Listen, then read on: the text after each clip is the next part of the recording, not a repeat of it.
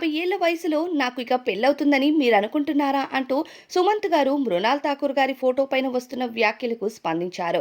ఇటీవలే ఓ ఇంటర్వ్యూకి వచ్చిన సుమంత్ గారు ఆ ఫోటో మేము జస్ట్ సీతారామం సినిమా టైంలో దిగినది మాత్రమే. మేమిద్దరం ఎటువంటి డేటింగ్‌లో లేము. అలానే పెళ్లి చేసుకోవాలి అనే ఆలోచన లేదు.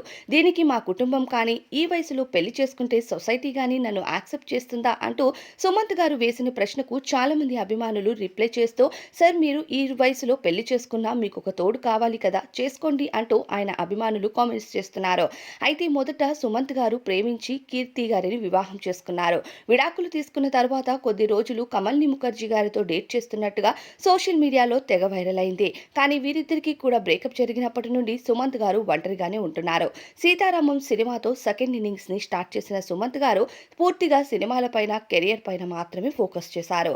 అయితే సుమంత్ గారితో ఇటీవలే మృణాల్ ఠాకూర్ గారు డేటింగ్‌లో ఉన్నారనే వార్తలు, పెళ్లవుతుందనే వార్తలైతే వచ్చాయి. అవన్నీ ఫేక్ అంటూ తెలిపారు. మరి సుమంత్ గారు ఈ వయసులో పెళ్లి చేసుకుంటే తప్పంటారా?